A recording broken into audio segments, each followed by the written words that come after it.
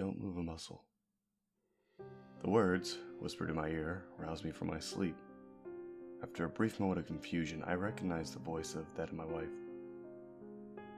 He's been standing there for God knows how long. I think he's waiting for us to wake up. I opened my eyes just a crack, and I saw what had startled my wife. There at the foot of the bed was a man. He was large, over 6 feet tall by a head. He wore a rubber mask of a cartoon dog with red, bloodshot eyes. Gripped in his left hand was a duffel bag, which clattered with the sound of metal on metal whenever it shifted in his grip. In his right hand, he held a video camera.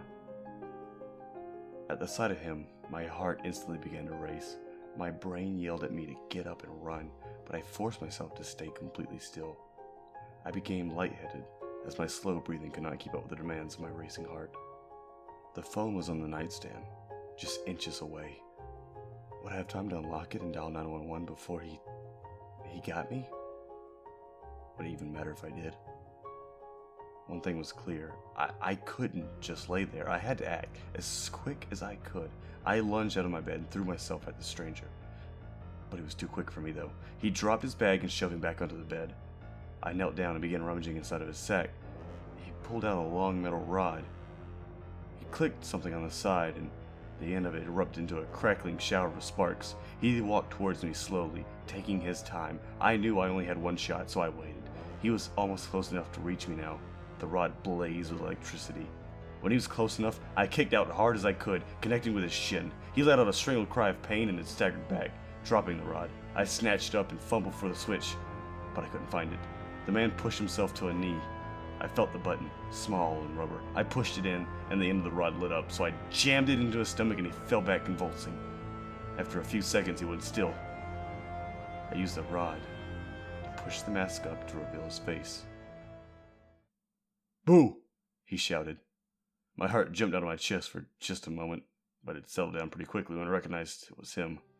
My brother. He was sitting up and grinning now, and he rubbed his shin and winced.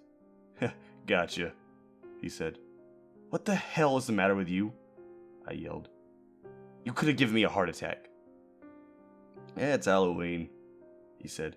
"What's the matter with you? Last year when you left that fake horse out of my bed." I held up the rod. "And this?" I said. "Olson's Magic Shop," he replied. "You'd better fucking apologize," I said. "I'm sorry you're a pansy," he replied. He then turned to my wife. "I'm actually sorry for you," he said. "Sandy said you'd be out of town." "Didn't you see me?" said my wife. My brother scratched his neck sheepishly. Not really. It's impossible to see anything in that dog mask." "Just get out," I said. "We'll talk about this tomorrow, and leave your spare key." "Can I have the rod back?" "No." Feigning hurt, my brother left.